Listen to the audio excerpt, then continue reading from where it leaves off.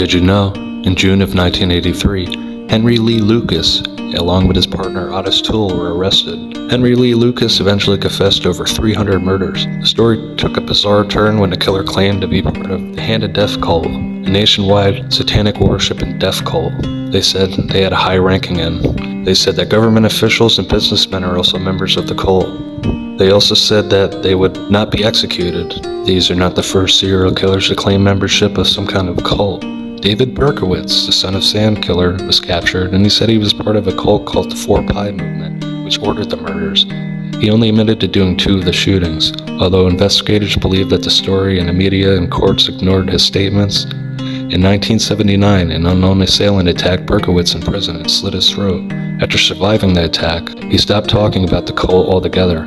To better understand this, you have to know about the Process Church, Final Judgment, founded in England at the height of the 60s. Counterculture movement. The church found a home in San Francisco. Church representatives allegedly met with Charles Manson and the Manson family before and after the 2 murders. The Prospect Church is still around to this day and is now an animal charity organization, one of the largest in the country. As a matter of fact, both Berkowitz and Manson refused to talk about the Process Church or the 4 Pi movement.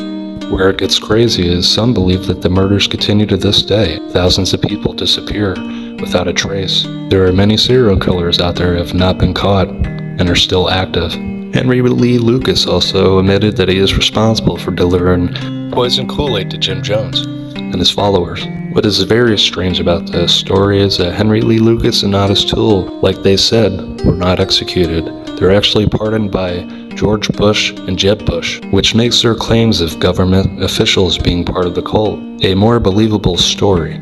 According to Henry Lee Lucas, the Hand of Death cult was based out of the Florida Everglades, where they have training centers. They were said to train with hand-to-hand combat, training on the art of arson, kidnapping. Henry Lee Lucas claims that he moved up into the cult really quickly. They were impressed with his knife handling skills, so they made him an instructor for hand-to-hand combat. There's many connections with other serial killers as well. There's been reports that Jeffrey Dahmer was actually seen with Otis Toole the day that Adam Walsh went missing at the Florida Mall.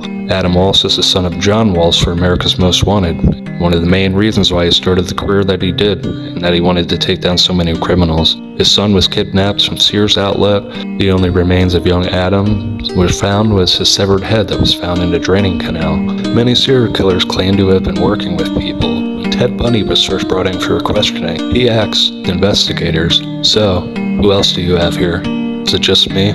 Also, John Wayne Gacy said the same thing when he was being questioned by investigators.